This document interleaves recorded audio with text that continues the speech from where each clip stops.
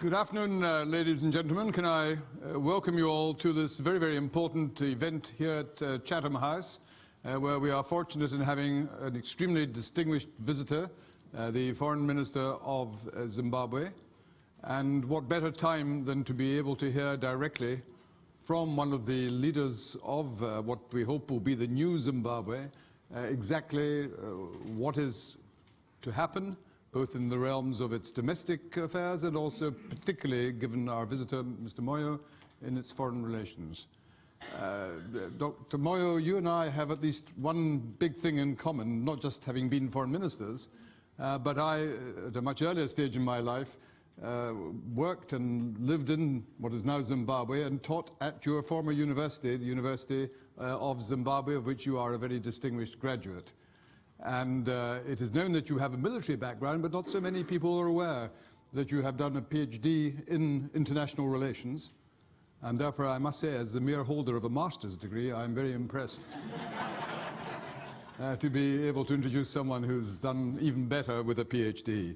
The timing of this meeting couldn't be more exciting, really, because not only do we have huge events in Zimbabwe that have the potential to transform that country and its relations with the wider world, but of course this is happening at the time when the whole southern African region is going through a comparable period of transition, beginning with a new president in Angola, and then with President Cyril Ramaphosa taking over in South Africa, and a new president in Zimbabwe. I was privileged when I was in Zimbabwe 3 or 4 weeks ago to meet with President Mnangagwa at that time. And of course, Southern Africa, given its economic potential and its economic reality, has always had the potential of being the engine of Africa as a whole in economic terms, and for various reasons has not realized that potential in the recent past. So now we have an opportunity, not just for the re-emergence of Zimbabwe in the international community, but also a potential for the whole of Africa to benefit from this extraordinary change. Final comment I'd like to make before I invite you to come to the lectern, Minister, is of course there are a lot of people needing to be persuaded that Zimbabwe really has changed. I found when I was in Harare, speaking to a lot of people, local people, they were all excited. No question there was a new spirit that one could identify. But there was also a sense of caution that we hope this is going to mean fundamental change. The first signs are very encouraging. We hope that momentum will continue. And I think that that is what I'm sure this audience looks forward to hearing from you, both in regard to the international relations of Zimbabwe, its links with the Commonwealth, its links with Africa, its links with the wider world, but also anything you can say in terms of the process of reform, how it is going and what you expect to see. So without any more words from me, may I invite you, Dr. Moyo, to come and address this audience. Thank you. Oh, before you do it, forgive me, just one final thing I should say, entirely my fault. This will not be under Chatham House rules. This will be on the record, both the speech and the question and answer. And if you do have any mobile phones that haven't been switched off, please do so now, before it is too late. Thank you very much, Mr. Moyo.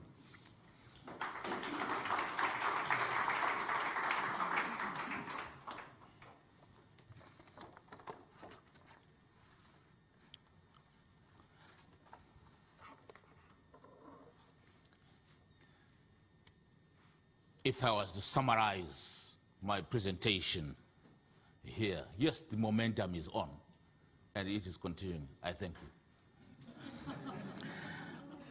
The chair of the Chatham House, directors, distinguished guests, ladies and gentlemen. I wish to commence by thanking Dr. Vines of this august institution for inviting me to address you today, an invitation which I treat as a cherished privilege. I am particularly grateful to Sir Malcolm Rifkind for his kind agreement to moderate this event particularly. Not only has he been a distinguished Secretary of State, serving as Foreign and Commonwealth Secretary, I also know, Sir Malcolm, that your interest in Zimbabwe goes back to the days of Rhodesia and I look forward to sharing insights with you. Ladies and gentlemen, Zimbabwe went through a great ideological metamorphosis in the period after 24 November 2017. Tomorrow, the 24th of April 2018, marks exactly 5 months since His Excellency President Dambudzo Mnangagwa took the oath of office on the 24th of November 2017. I bring you greetings and well wishes from the people of Zimbabwe. Ladies and gentlemen, allow me to recap an important aspect of Zimbabwe's past relations with this country, Great Britain. In the course of Zimbabwe's national affairs, political life, and governance, there have been many and surprising turns. We earned independence on 18 April 1980. The leaders of the new country delivered on their promises to the people through both domestic efforts and generous assistance from the wider community of nations. Things took a turn for the worse with the unexpected repudiation of all colonial baggage by the then, obviously, UK government of Mr. Tony Blair at the time. In particular, the rejection of assistance to acquire land from colonial farmers to resettle the landless, rural people of Zimbabwe. Independence had been bled for and won because land had been unlawfully taken from the native people. In 2000, the Zimbabwe government commenced the compulsory acquisition of land without immediate compensation. The UK government rallied international support, and soon Zimbabwe was a pariah state. The economy all but stagnated, and local politics became poisoned and destructively adversarial. Foreign intervention and sabotage obviously contributed to a lot of the instability which then followed.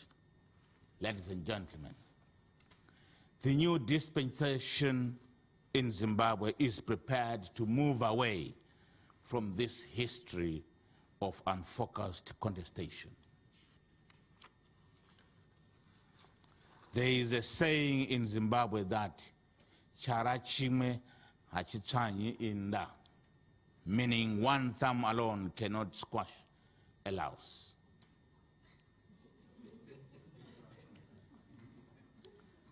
This basically demonstrates that long before there was the modern state called Zimbabwe, our ancestors understood the values of synergies, partnerships, friendship, and international commerce, and on the contrary, warned against isolationism, individualism, and even loneliness. This is as true in social and community relations as it is in today's complex international affairs. Our two countries, Zimbabwe and the United Kingdom, are bonded by an inseparable history, probably the closest DNA. Instead of acting as particularly a factor that divides us, this history must be our rallying point in actual fact. Of course, at times, we'll interpret that history in different ways, and that is only to be expected.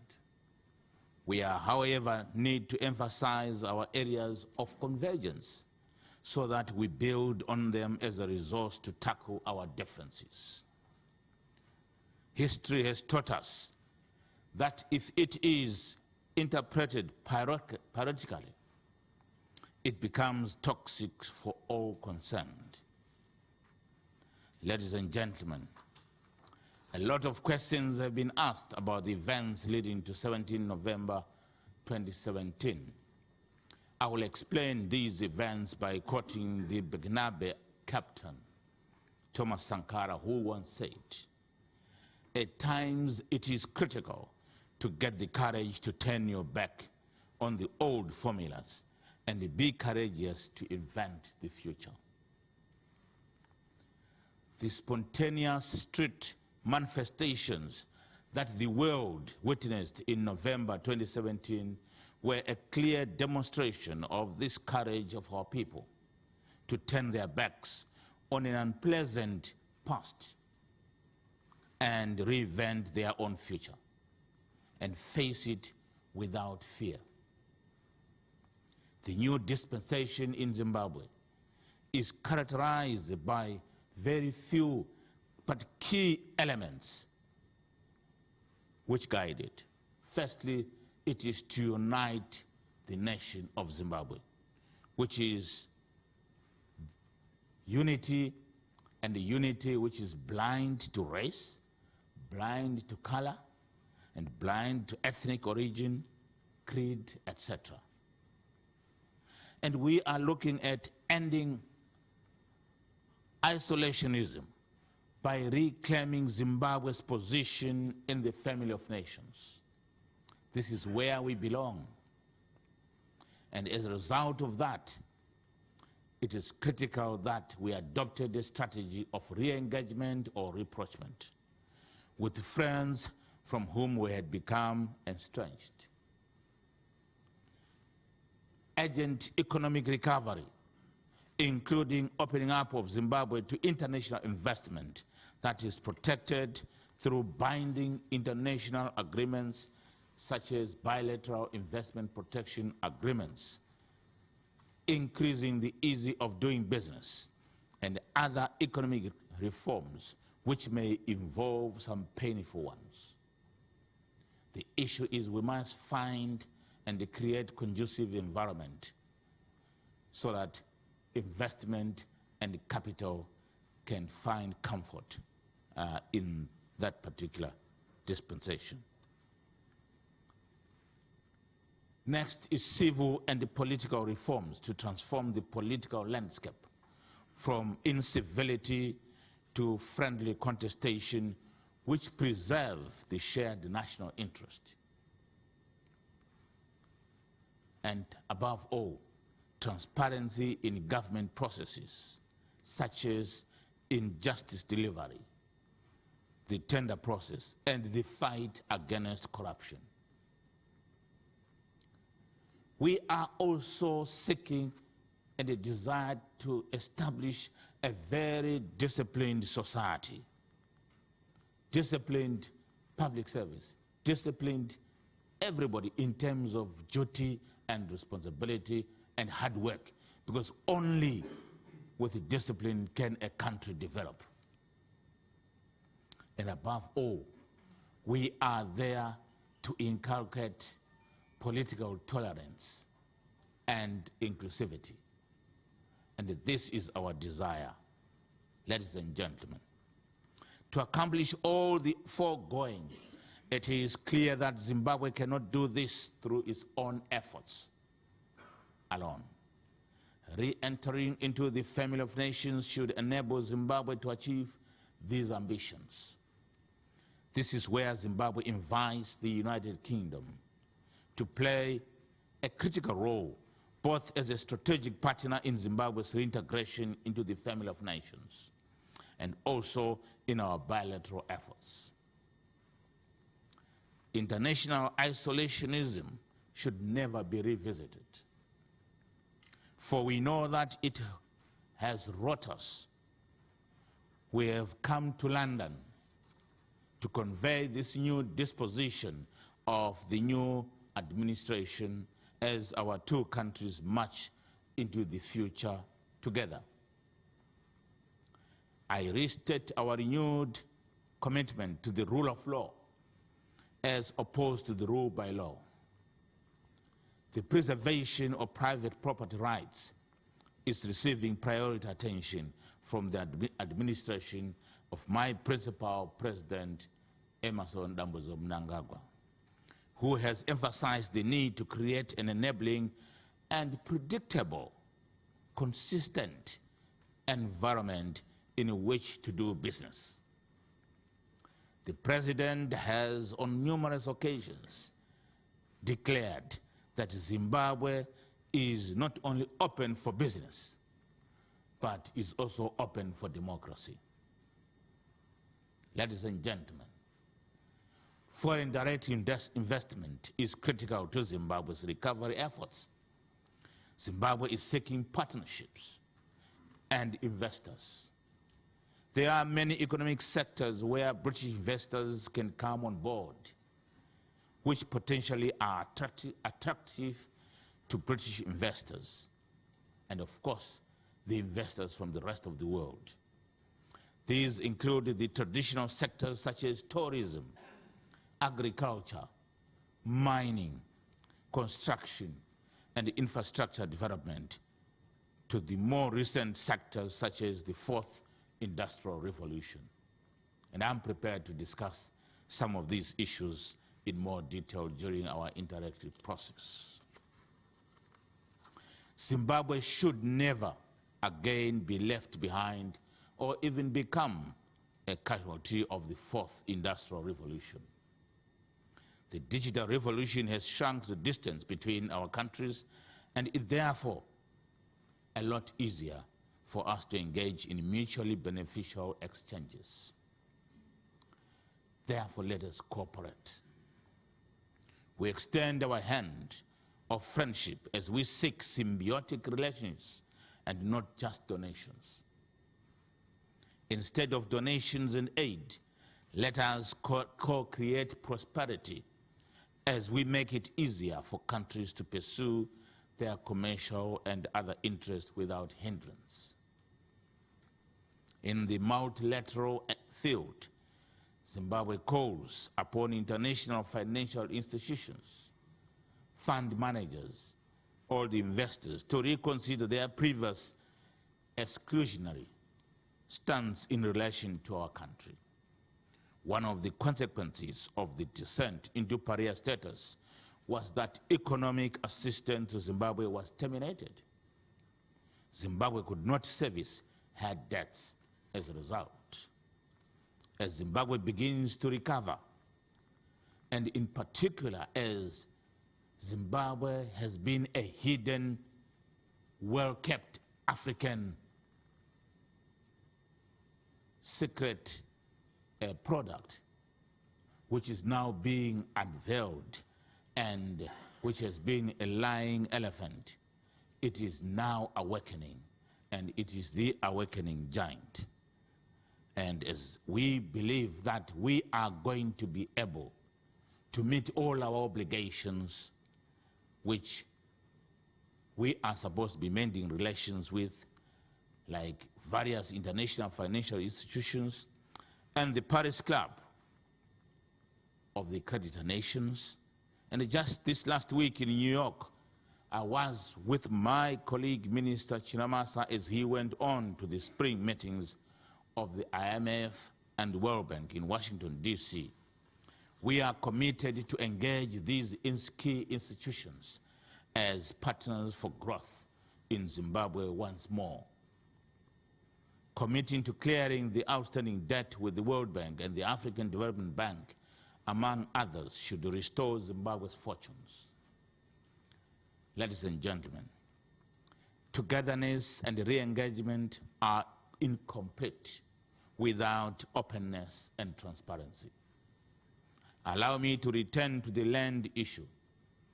I need not lecture you on the history and character of the relationship between our two countries, which I'm convinced you are familiar with. Particularly Sir Malcolm, I believe that he wrote a postgraduate thesis on land apportionment in southern Rhodesia. The land issue is the reason why our relations actually became poisoned. Settlement of who is owed what with regard to compensation should put to rest this major historical discomfort in our relations with finality. Engaging each other candidly on this issue is the beginning of the search for such finality. From our perspective, land reform, though, is irreversible and accomplished. But while recognizing that land reform has indeed been concluded and is indeed irreversible, we are committed to unlearning the wrongs that have had and had a chilling effect on investment particularly. Former farm owners must be compensated, as government has undertaken to do so within the country's laws. Crucially, the Land Commission must be empowered to conduct a full land audit so that the land reform program benefits all who call Zimbabwe home, without even discrimination of color or creed, but any Zimbabwean who is going to describe himself as a farmer. And in this regard, we are quite optimistic that the interactions which we are having and the discourse which is going on at the moment is going to put this matter to finality. Ladies and gentlemen, let us recall the commitment made by His Excellency President Mnangagwa in his inauguration speech. He informed the world that he was taking office to complete the term of the former president. He felt obliged to seek a mandate in terms of the Constitution of Zimbabwe. And to quote him, "The voice of the people is the voice of God." Therefore, as Zimbabwe prepares for the general election in July 2018, we reaffirm our commitment to openness and transparency in the run-up to the and during and after the elections themselves. The government is undertaken to abide by the rules and the standards applicable for the holding of free and fair and credible elections. Politically motivated violence, hate speech, and even other forms of electoral malpractices will not be tolerated at all. Only under peaceful conditions can Zimbabwe have meaningful elections which will move the country forward together as a united nation. To underline this commitment, the President has committed to meeting with all political leaders to forswear a code of conduct that there will not be any violence in this year's election, and that we must then be committed to ensuring that we deliver, all of us as Zimbabweans, a free and credible elections for the betterment of the national interests of Zimbabwe. Ladies and gentlemen, by embracing the foregoing practices in its election processes, Zimbabwe is demonstrating political maturity. As a newly reintegrated member of the family of nations, it is obligatory that Zimbabwe demonstrates that it embraces democratic values and practices. Inviting members of the international community, both governmental and non-governmental, to come and observe our election shows that we have nothing to hide at all, and that we are disposed to accepting constructive criticism from others. Even as some relations were fractured in the broader international arena, Zimbabwe continues to be a member of the United Nations and a contributor to peace building and even peacekeeping efforts as required. We are an African country and actually a member of all of its various institutions. Zimbabwe is at peace with its neighbors in a very active and economic viable region, which is called SADC. And it is an active member of the African Union and of the world. There is therefore no contradiction in Zimbabwe's rejoining the Commonwealth.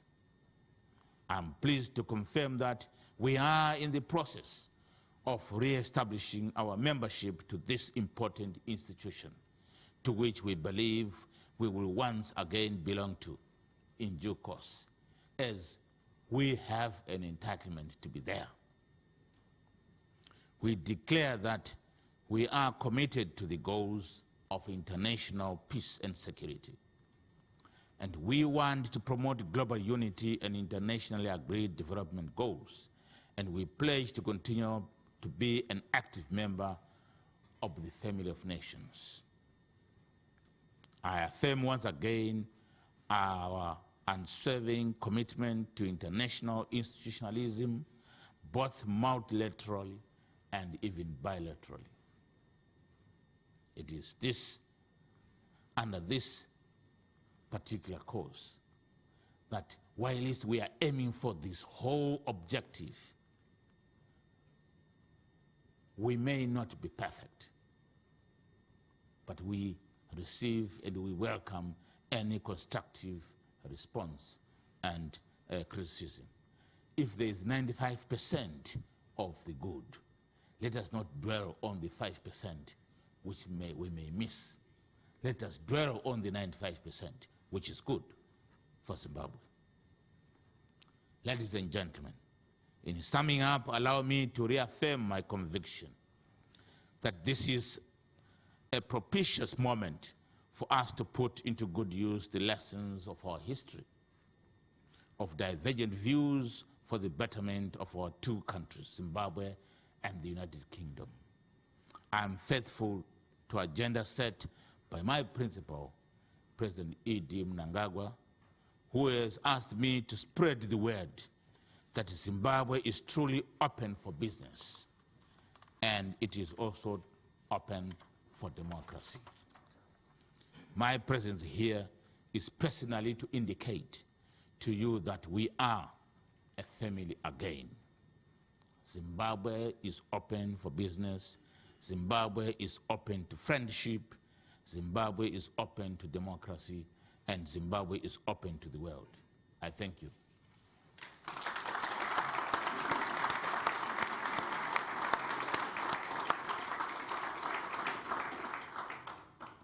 Please. Thank you very much. Thank you. Well, thank you very, very much indeed, Minister. You covered really all the sectors that we are interested in, the domestic reforms, the economic reforms, and your foreign policy as a country with a new government. So we have just literally just over 30 minutes for question and answer and comments. Could I ask, when you are called upon to ask your question, if you could just briefly introduce yourself, and a microphone will also be provided to make sure that you can be heard. So, yes, the gentleman over here. Jonathan Lawley, formerly a British election supervisor in the independence elections for Zimbabwe, and also director of the Zimbabwe Technical Management Training Trust, which produced the first indigenous mine managers after independence in the new Zimbabwe of 1980 onwards till about 1995. I love Zimbabwe. We were there recently, and it was wonderful to find the atmosphere that we found in Bulawayo. The question I'd like to ask the Minister is, you know, Zimbabwe obviously needs as many skills as it can get.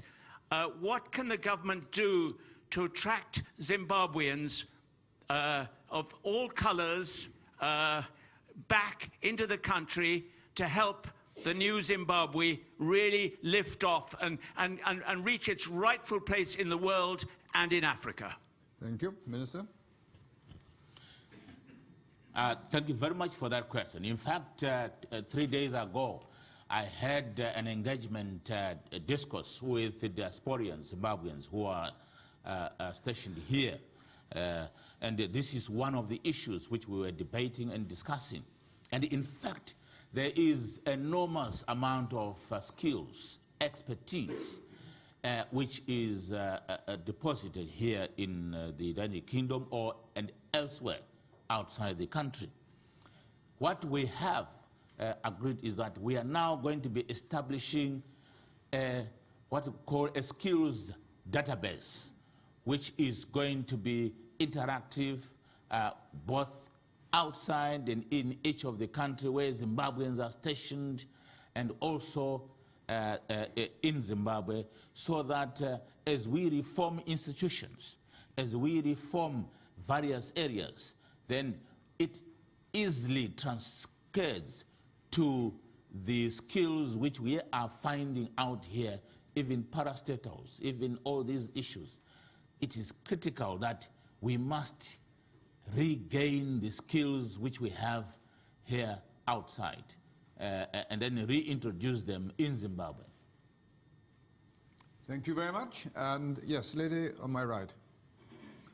There's a microphone coming. Thank you very much. My name is Hawa Yusuf. I'm a correspondent for the Nigerian TV and radio.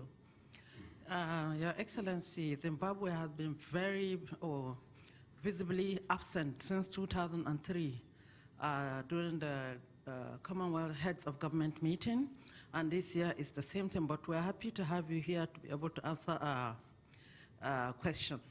The question is, how is Zimbabwe going to bridge the gap from 2003 till date that you are likely to be readmitted into the Commonwealth as a member nation? Thank you. Yes. Thank you. If I got your question correctly, is how are we going to obliterate the period 2003?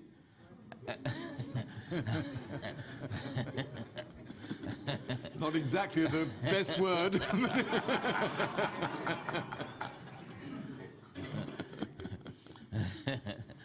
Well, as I said in my talk, these are issues we are here to learn from the mistakes of everybody else, and from our own mistakes, and also learn from our history, so that we can learn to relearn to learn our history, so that we can correct appropriately. So it's an issue really which we hope. You cannot totally say there is no period which exists between that particular period. But we are saying, look, not judge us by the past, judge us by the desire to establish a bright future for the Zimbabwe. Could I ask you, Minister, just on that theme, a point that is often raised by people, perhaps in Zimbabwe as well as in other countries, is that President Mnangagwa was, of course, a leading member of President Mugabe's government over all those years. Can you tell us why we should feel confident that President Mnangagwa, now that he is president of the country, is going to pursue a policy fundamentally different to that which was pursued by the government of which he himself was a senior member? In fact, I think Zimbabwe is very lucky because to have President Mnangagwa. Why?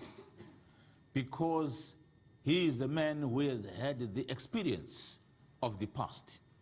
And he is the man who knows exactly where we went wrong. And therefore, he is the person who is going to take us and make those reforms and lead out of those reforms so that the country can become great again. So, in my view, he is the most experienced personality who should therefore be given a chance to actually deliver Zimbabwe to a new destination. Thank you. Next question, please. Yes, madam.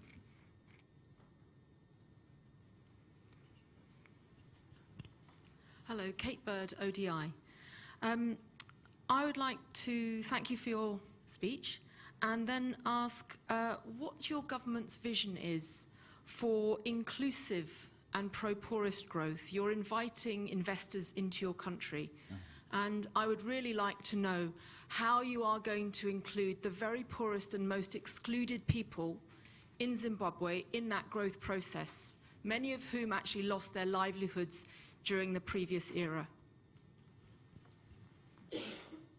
Yes. Firstly, we are saying, in fact, the president in his inaugural speech said, let the bygones be bygones. But let us look at the future.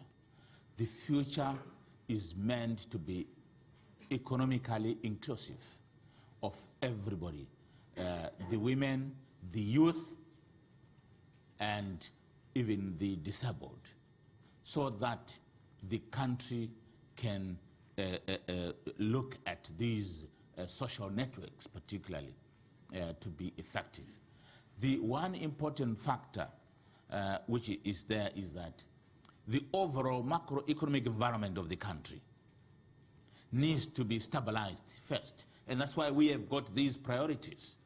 And then as we stabilize these fundamentals, it becomes easier then to focus on these groups because the overall fundamental and macroeconomic fundamentals would have been established and would have been stabilized.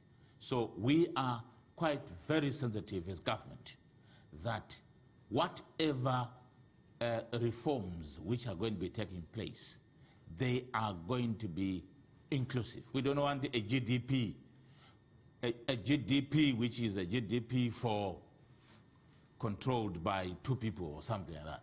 It must be a GDP which is also spread to the income per capita of everybody should definitely change. Thank you. Yes, the gentleman at the back. No, there we are. Yes, Richard Denyer, a member of Chatham House. I was intrigued and surprised by one word that you used, and that was the word discipline, and your emphasis on the word discipline. Because the fourth industrial revolution, democracy, enterprise, and the other things that you very commendably committed yourself to do not always sit well with the notion of discipline. And especially from a general, perhaps you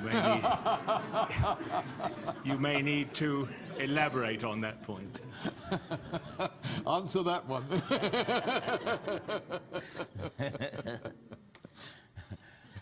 Thank you very much. You picked me on that. But what we are saying is, as a nation, we are likely going to be making painful decisions. And when you make painful decisions, which are reforms, you need perseverance, you need discipline, you need focus. We are not saying we are disarming the democratic values.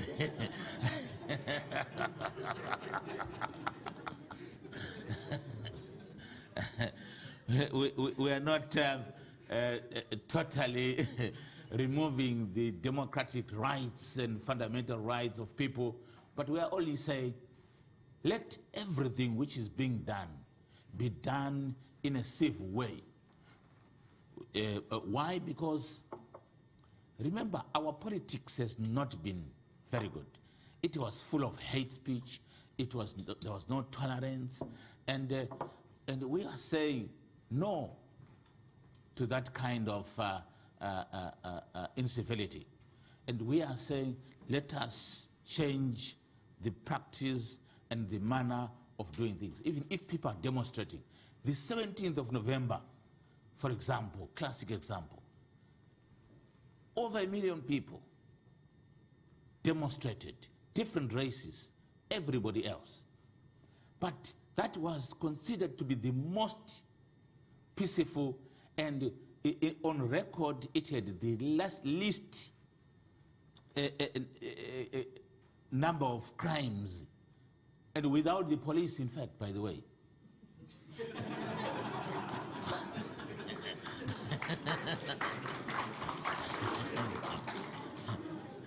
The people just managed to police themselves.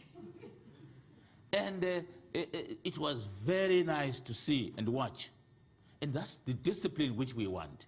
We are saying everybody must be disciplined in that manner. So now you've heard it, self-disciplined democracy. We could do with some in the United Kingdom as well. Right, yes, sir. Thank you very much. My name is Miles Butwiti, and I'm with Pharma Africa. And I'm also a co-investor in a small agricultural haulage company based in Chivu, just south of Harare. You mentioned, thank you very much, Minister, for your speech. You mentioned, and just picking up on the sort of remark that you made now on painful decisions, and in your speech I think you mentioned painful reforms in the strategy of engagement that you've begun on. So what I wanted to get from you is whether you see if there are any particular challenging or specific policy areas that you see in the coming sort of months as you embark on this strategy of re-engagement, and if so, how do you plan on overcoming some of those challenges? Thank you. Before you answer that, let's have a second question as well. We'll take them in pairs. Yes, sir, gentleman at the back.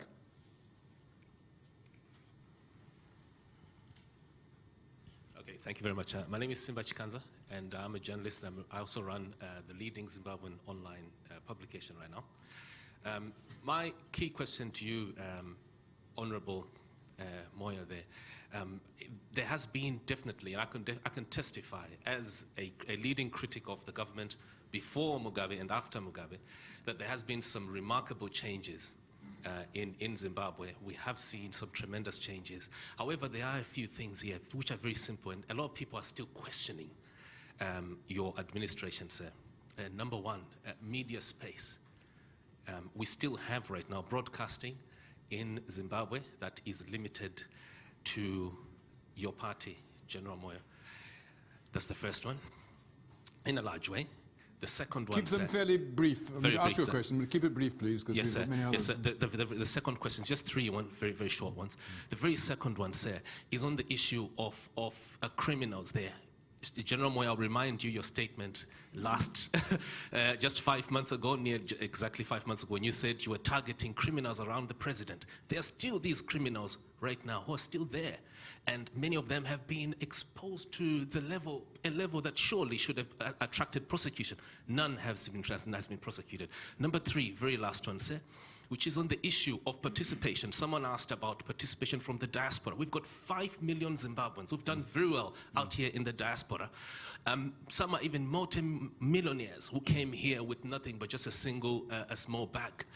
These people here, why not, and I'm using here a question which was forwarded to your administration by a ZANU-PF leader, Nick Mangwana. Why not expand? Why not create a constituency? Why not do like what France has done? Create a constituency from the diaspora. I'm done. Thank you very much. Thank you very, very much. Minister. Thank you.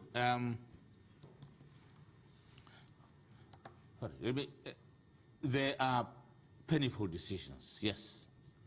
We expect that whatever fundamental changes, any change management process is painful, especially when you are used to a particular line of doing a particular activity. And therefore, in that regard, it is always going to be painful. For example, now, we are totally cutting down the issues to do with the over expenditure, and so that we control the costs, and then so that we can stabilize both the monetary and macroeconomic, fiscal economic position. And it's important. And as we conclude and close the old chapter, naturally, these issues will have to be closed in a manner which is transparent and which might injure some, but at the end, it could be good for the nation. And we are saying, ultimately, at the end of the day, whatever change process management we undertake, it is likely going to be very painful in terms of policies. Media space, well, firstly, so far, in terms of, since the Operation Restore Legacy, it opened and accepted the media into Zimbabwe, which was probably closed before. Zimbabwe was a closed nation. And I remember vividly that from that day, whether it was CNN or it was whoever, BBC and everybody, they were free to interact and even go over certain equipment which was on the streets. But since then, our policy has always been that we welcome the media so that it can cover any activity. So we hide nothing. If it is the local media, you are aware that most of the media, there's media discretion. And if it is to do with the elections, so far at the moment, I think there are few political parties which started about 2 months ago to do their campaigning. And they've been campaigning. And we've walked the talk. They've been freely campaigning, and they've been covered, even before the actual declarator of the date of the election. Because normally the state media goes under the control of the Zimbabwe Electoral Commission immediately when the president declares a date for the election. So it becomes something which does not even owned by government, but it becomes owned by the Electoral Commission. And it then becomes disposed to anybody who is intending to use the media. But if there are any hedges, we are prepared to look at that so that that could be improved. Yes, the criminals.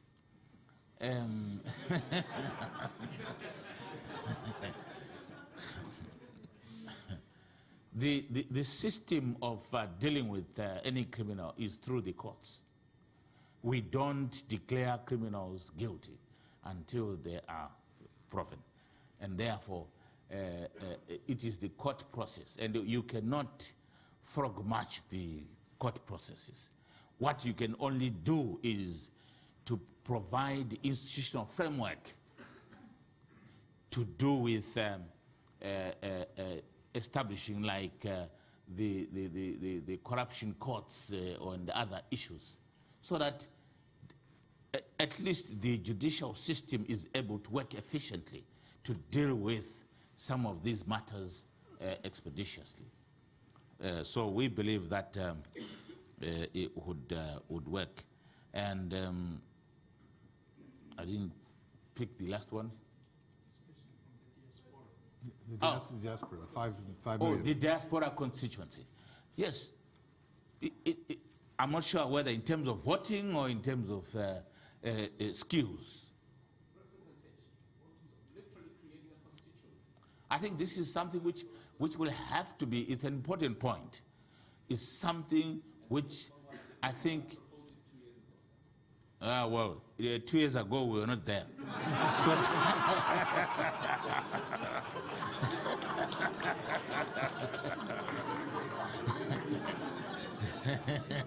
Okay. Let us now have But we'll consider that as a proposition through the normal process. 2 more questions. Keep them short if we can. Gentleman at the very back. Thank you. My name is Tunga. I'm a director of a recruitment agency. I would like to find out what you are planning to do in terms of giving the local indigenous people like us that are here in the diaspora land, because the money is there, but we're struggling to get land. Thank you. And yes, sir. Matthew Coleman, Steptoe & Johnson, you mentioned the land reform program and you mentioned bilateral investment treaties. There have been 4 international cases against Zimbabwe regarding the land reform program. I've acted as counsel on 3 of them. 2 of those cases held that the land reform program was discriminatory on grounds of race. Those awards remain outstanding. Can you reassure the beneficiaries of those awards, and indeed their governments, because they're under international treaties, that those awards will be honoured? I will add that since the change of government, there appears to be no change in attitude by your government in regard to those awards. Minister.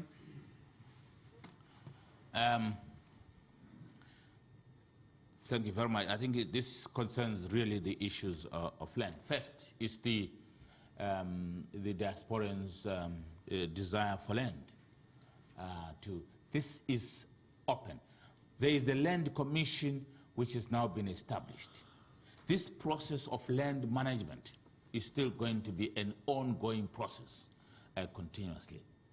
It is not in the manner in which it was before, but it is going to be under the control of the Land Board so that there is effective management and which is not discriminatory, but which ensures that those who have not benefited and who have got the resources, by the way, can do so in terms of having the actual land itself.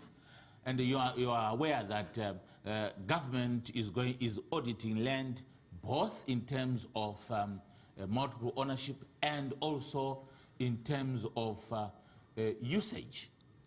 In other words, there are people who are probably holding on to land which they have got no capacity to use.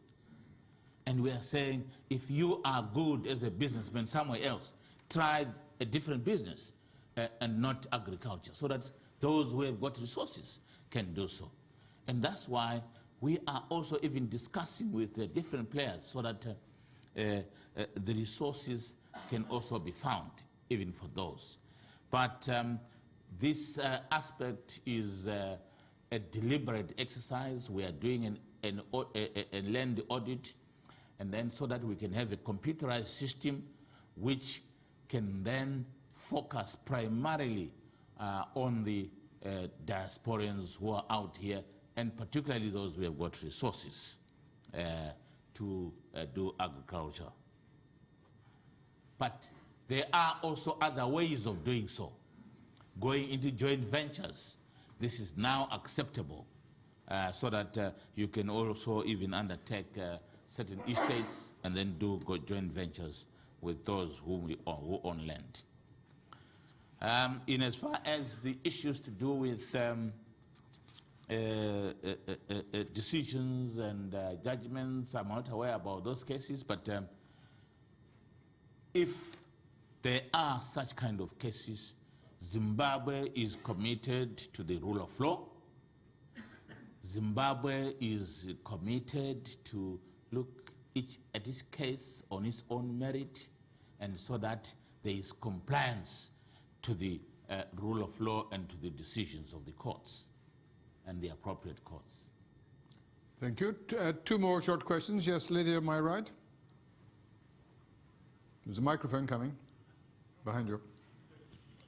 Thank you very much. I'm Sarah Bikwa, Streams of Hope.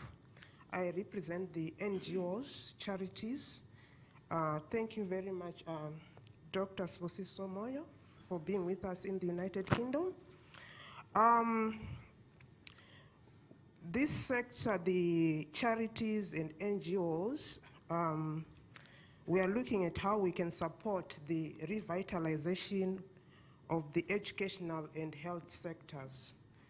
And I represent the international projects, and there's been a negativity of charities and NGOs coming into Zimbabwe. What are the policies in place that will promote the re-engagement of NGOs, charities, and also Zimbabweans who are philanthropists to come and support the government in the area of education and also health?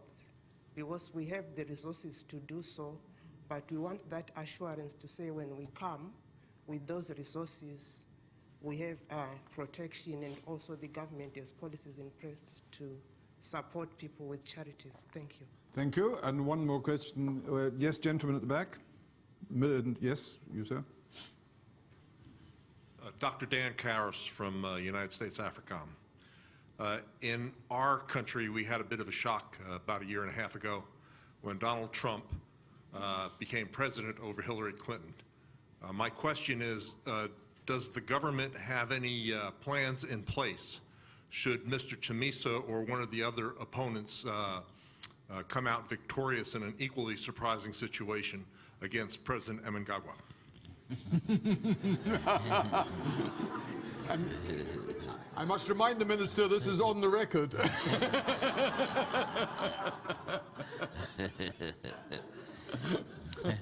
Thank you very much. Let me just respond to the charities. Madam, charities of that nature which come in to support the weaker social side of our society, like health, like education, are very much welcome. And in fact, we guarantee you that you are the people we are looking for, especially if you're Zimbabweans and you have got resources. And we are saying, come, let's rebuild Zimbabwe together. Because it has got to be built from all dimensions. And social networks must also be a focus, which we must never omit. The short answer to your question is absolutely yes. The president has come up on record saying if anyone else comes victorious in the election, he is prepared to accept. And the current kind of politics which we are introducing in Zimbabwe is such that political contestation must not have high stakes.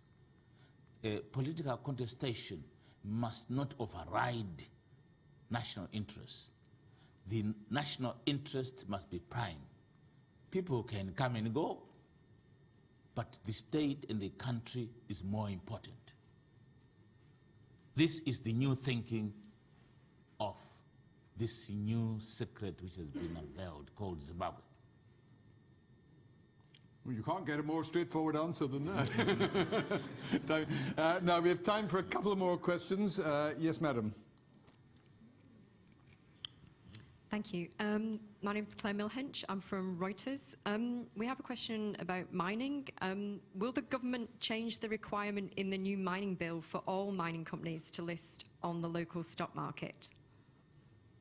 Okay, thank you. And yes, sir, gentleman wearing the scarf. Are you giving it to me? Okay, thank you very much. This is the new Zimbabwe. Okay, so I have two quick questions. In terms of learning from history, how is the UK relationship with Zimbabwe? Do you think we have the right balance in our interests and concerns? So obviously, for example, we know the land issue, and if I'm not wrong, 10 white Zimbabweans died during that process. That led to sanctions, expulsion from the Commonwealth. Barely 10 years before that, up to 20,000 people died in Matabeleland. Britain didn't take that kind of attitude, and indeed, Robert Mugabe got a knighthood some years later. And also a question for you, Mr. Moy, my last question is, I'm glad to hear that you welcome diversity in politics, and I'm glad to hear that you're committed to the unity of Zimbabwe. But if I'm not wrong, I understand that the new president spoke in English and said, we're looking for a new democracy. Yet in Shona, if I'm not wrong, he said, and I'm sure people, my colleagues can let me know, those who oppose us can bark like dogs, but ZANU-PF will run and run. And I just want to clarify that. Thank you. Tatenda. Courtesy must get its reward. Sir, please ask your question. It's already been asked. But I'm now giving you an opportunity to ask the last question. You don't, right? Fair enough. Thank you very much. Yes, please. Yes. The issue to do with the Mining Act, yes. Previously, there has been that indication that in the Mining Act, new Mining Act, Mines and Mineral Act, that there was to be a requirement to list on the Zimbabwe Stock Exchange, and I'm aware that it went through the first reading, and it also went through the second reading, but let me assure you that this new dispensation has agreed that that provision is going to be taken away. So be happy and come into the mining sector. In that order. And then the lady's questions. Oh, yes.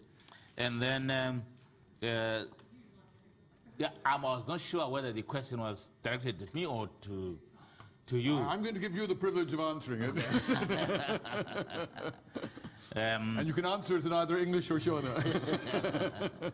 Anyway, whatever happened, our position at the moment is that let the bygones be bygones, because we must focus on the future.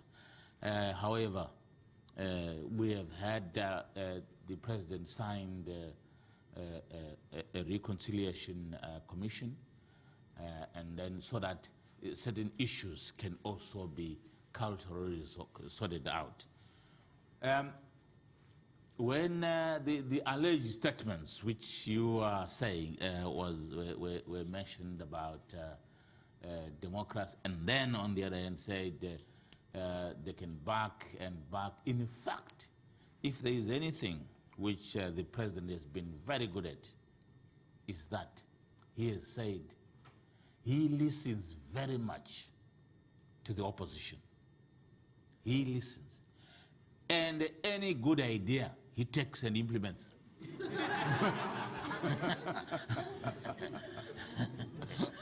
So that has been, and as a way of expressing in Shona, he says, because we'll be doing good things, everything which is wanted by the people.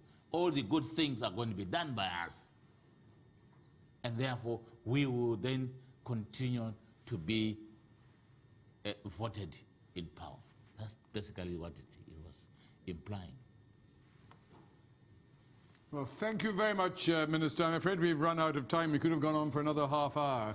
But you have been very willing to take some quite difficult questions and to give very, very frank replies, which suggests that you haven't been a diplomat for very long.